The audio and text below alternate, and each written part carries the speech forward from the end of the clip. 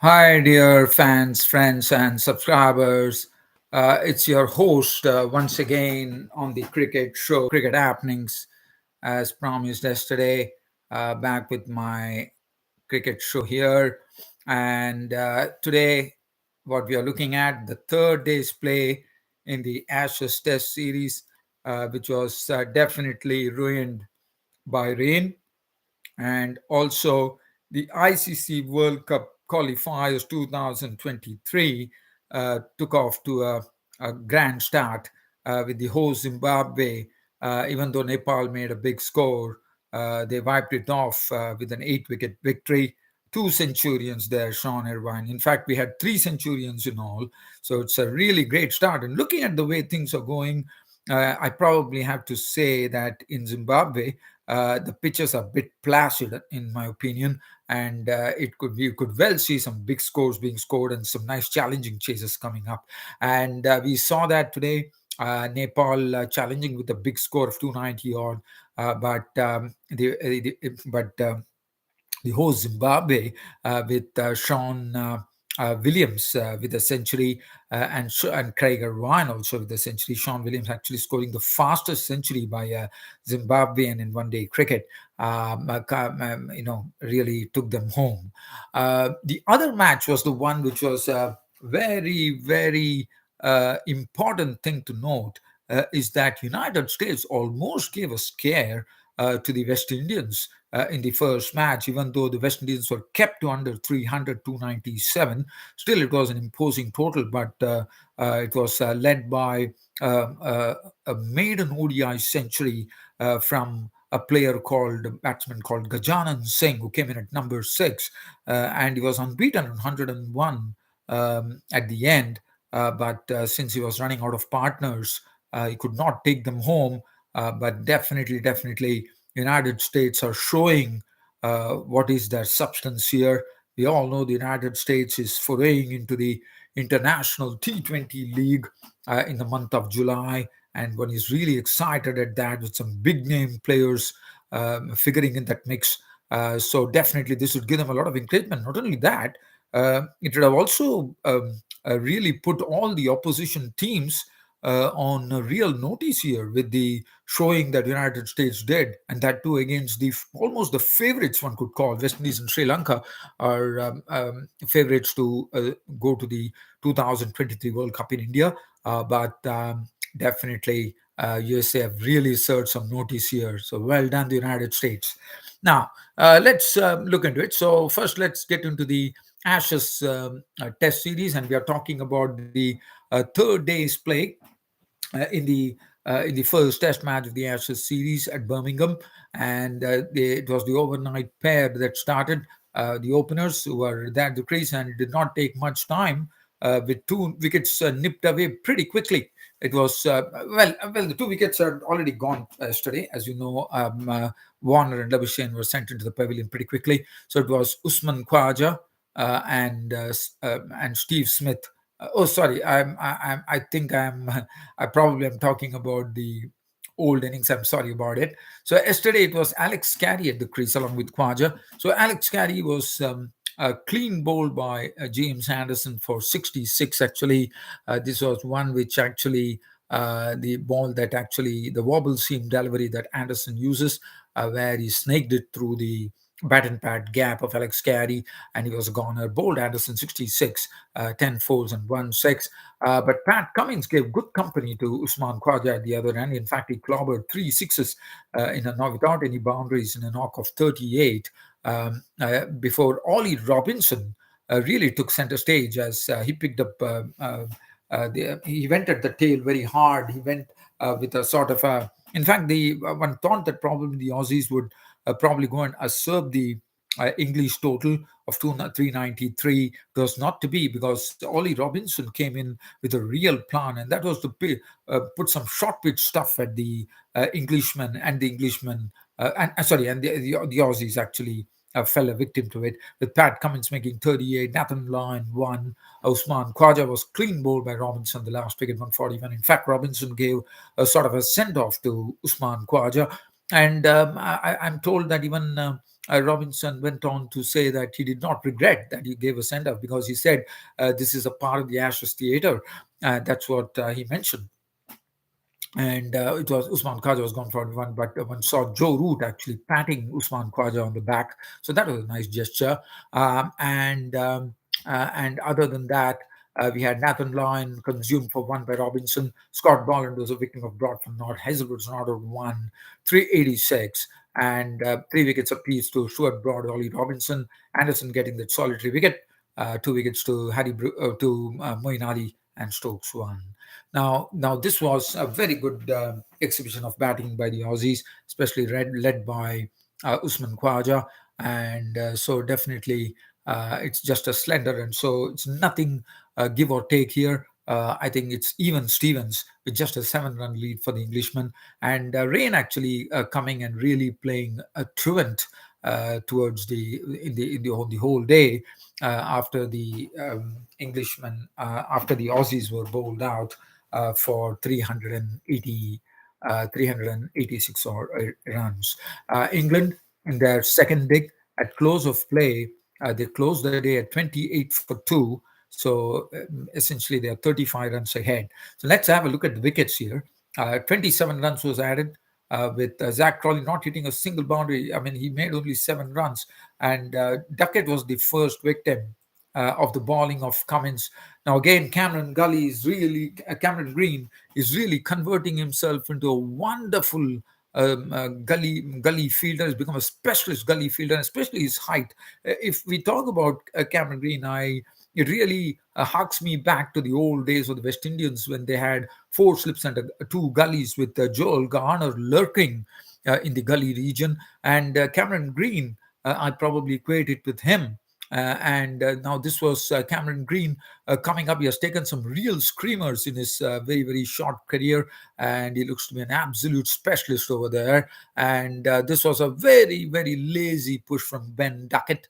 And what a catch from Cameron Green, just picking it up inches off the ground, almost like what happened to Shubman Gill. And here it was crystal clear that he had wrapped up his fingers nicely around the ball, and that was the end of Ben Duckett. Caught Green bowled Cummins for 19 with 1 boundary, and the next wicket got the other opener. Zach Crawley was sent into the pavilion by Scott Boland. This was another ball from Scott Boland, angling in, probably going towards the forward stump, and Crawley was on the forward prod there, and the edge actually carrying down to Alex Carey behind the wickets. Um, uh, Probably Alex Carey was just shaking his head, probably indicating that because of the light, probably. Because as I said, it was raining and it was very cloudy. Probably Zach Crawley probably did not get a sight of the delivery, and Zach Crawley had to leave. He was gone out for just 7 runs, and that was it. 28 for 2. Rain after that prevented play on the third day with the Englishmen at 28 for 2, 35 runs ahead. Ollie Pope and Joe Root were yet to score as the day came to a close at Edgbaston in Birmingham. So definitely one knows what was the idea behind Ben Stokes actually declaring the innings closed on the first day itself. It really makes a lot of sense here, but one has to really wait. But nevertheless, there was definite sense in what Ben Stokes did. Does not know what's the forecast for tomorrow. 2 full days to go in this Ashes Test series, and let's understand one thing: that the Aussies are the ones who will be batting last on this pitch. So batting last on the pitch, always one does not know what can happen. There might be footmarks, there might be a lot of cracks in the pitch. It could really become a bit tough in the final stages. But one has to wait and watch. Now let's get off from here. We head off to the ICC World Cup qualifiers 2023, which started off with host Zimbabwe playing against Nepal, and Zimbabwe definitely had a very, very convincing victory. Even though, as I said, basically in Zimbabwe, we get wickets which are much placid. So definitely, I'm expecting some big scores to come up. And here we see Nepal playing their first game, making 290 for 8 batting first. They got a sort of a smashing start from the openers, very aggressive openers at that. Both Kushal Burtal and Asif Sheikh both are aggressive openers. Kushal Burtal making 99, definitely should have got a century. He was out for 99, bowled by Masakadza for 99 of 95 deliveries, included 13 fours and 2 6. At the other end, it was Asif Sheikh, was much more sedate than Kushal Burtal. He made 66 of 100, and these two put on 171 runs for the first wicket in 31.5 overs, setting a real platform. That's a score of 290. Malla making 41, Portal 31. Other than that, there's not much, nothing to talk about. As far as the bowling was concerned, it was Richard Nagarava who had good figures of 9 overs, 1 million, 43 runs and 4 wickets. 1 wicket for Blessing Muzrabani, 242, 1 for 59, Tendai Chatara. So a nice bowling group, according to me. Tendai Chatara, Garava, and Blessing Muzrabani, along with the spinners Wellington, Masakadza, and other part-timers.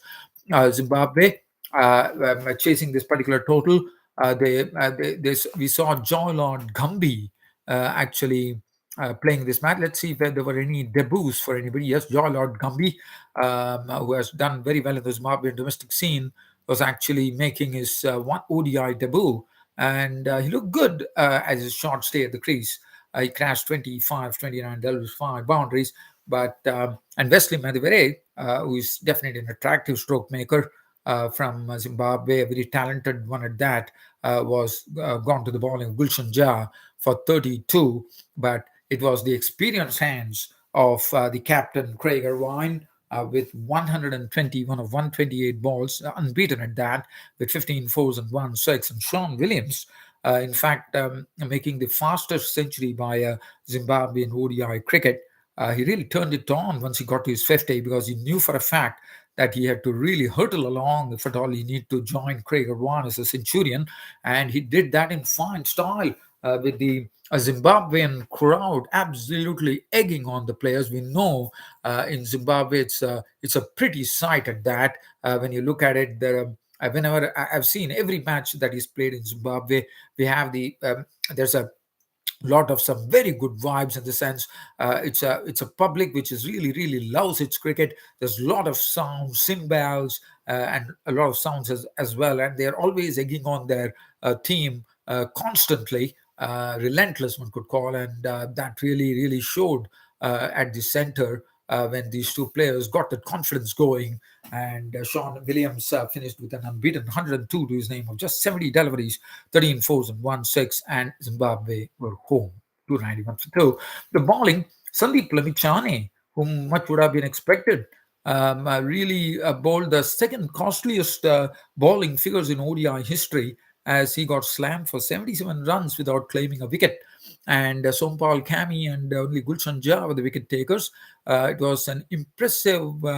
I thought Karan Casey was impressive. 4 was none for 26. So that was as far as the first match.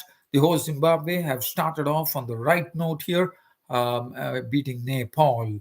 Now the next match that I'm going to talk about is we saw West Indies taking on the United States of America, and this is United States, as you know, definitely trying to make an impression. We all know the T20 league, the MLC T20 league, is just month away from getting inaugurated. The inaugural league, joining the international cricket entries. But this particular match, if you look at it, first and foremost, I have to say that the United States bowlers did a good job, because they restricted the West Indians to below 300. They didn't allow the West Indians to even go past the magical mark of 300. They kept them at 297. If you look at the West Indies batting card there was a good bowling spell by the frontline pacers from the United States. Saurabh Netravalkar, 10 overs were made in 53 runs and 3 wickets, and Kyle Phillip, 9.3 overs were made in 56 runs and 3 wickets, were pretty impressive at that. And Stephen Taylor, the off spinner, the captain of the team, basically, 8 overs, 3 for 53. But if you look at the West Indies card there, they lost Brandon King, the openers, Mayer and Brandon King, pretty cheaply. But after that, Johnson Charles and Shai Hope, the captain, and Nicholas Pooran and Roston Chase were the ones who actually played some middling innings. With Johnson Charles 66 of 80, 7 fours, 2 sixes. Shai Hope 54 of 66 fours, 1 6. Nicholas Pooran 43 of 28, 2 fours and 3 sixes. And Roston Chase 55 as many balls. But then Powell went for a golden duck. And then Jason Holder, who was the man of the match, was the one who actually pivoted the West Indians to 297 with a very good knock of 56 of 40 deliveries, which included 3 sixes and 2 boundaries. So that was 297 on the board for the West Indians.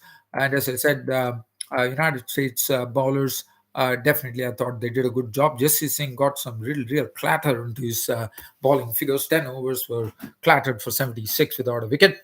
And I thought that was a good job done by the left-arm spinner Nostu Skinjige. 10 overs, no made 1 for 44, and Taylor 3 for 53.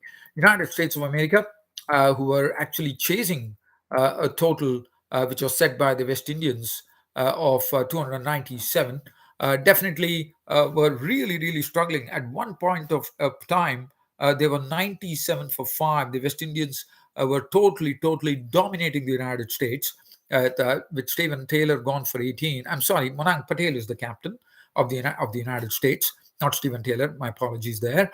18 to Stephen Taylor. Adani made 14. Monank Patel, the captain, was out for just 6 runs. Aaron Jones, of whom one would have expected, unfortunately, was run out for 23 of 30 balls with 3 boundaries, and Mukamala was out for a duck. Now that was the half the side into the pavilion at the score of 97 for 5 after 20.1 overs.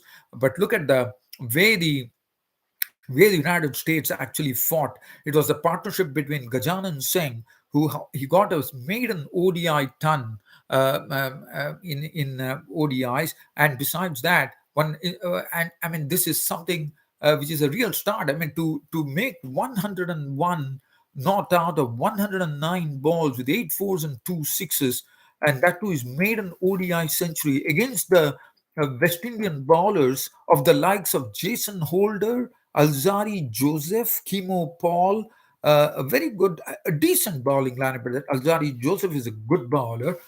Kimo Paul is a very good bowler as well. In fact, he was very impressive with his economy. One could call. He had a very good economy rate. Definitely, one can say that. Jason Holder, you know what a thinking bowler he is. But definitely, I would really doff my hat to this gentleman, Gajanan Singh, for unbeaten 101. He could not take them home, but definitely I thought he got support from Shahan Jahangir with 39-49 of 3-4. Then Kanjige continuing the fight for the United States, along with the company of Gajanan Singh. He was left not on a 101 of 109, 8 fours and 2 sixes. He can be absolutely proud of that effort. And incidentally, one interesting piece of information or statistic, as we'd call it, would be Gajanan Singh had represented the West Indies in the Under 19 World Cup. So that's a nice feeling to come and have a century against, and that was made an ODI. I think it's a tremendous innings. He really deserves a lot of credit. And one thing that the United States has done with this particular victory has really served notice to all other nations in the ICC World Cup qualifiers that they are here to really cause a few surprises. So definitely all the big teams, I think Ireland, Netherlands, and Scotland will be pretty wary about it, and also Sri Lanka would be pretty wary about this as well. But well done, the United States. Really credit, even though they lost this particular match. Looking at the bowling figures, Holder was economy 1 for 36, also batted well. 2 wickets for Kyle Mayers, 2 wickets for Alzari Joseph. I was a bit surprised to see that he was all over the place. 2 for 68. Hakil Hussain had an economical spell, none for 38. Chase had 1 for 59, again costly. Kimo Paul looked pretty good and sharp and nippy. 6 overs, no man, none for 23. As the second match came to a halt, West Indies winning the match by 39 runs, but not before the United States put up a great showing by really giving a scare to the West Indies. Well, dear fans, friends, subscribers, tomorrow 2 matches are coming up. The two matches that are coming up are, I think, Ireland are taking on, I think, Sri Lanka are taking on the United Arab Emirates. So that is something. And Ireland also into a particular game. I don't remember the opposition. Well, dear fans, subscribers, I hope you loved the broadcast, and look forward to your company. Not again soon, anytime. Again, you'll be seeing me in the cricket happenings colors only on a Saturday. Until till such time, I come back and speak to you. Till such time, it will be a goodbye. Thank you.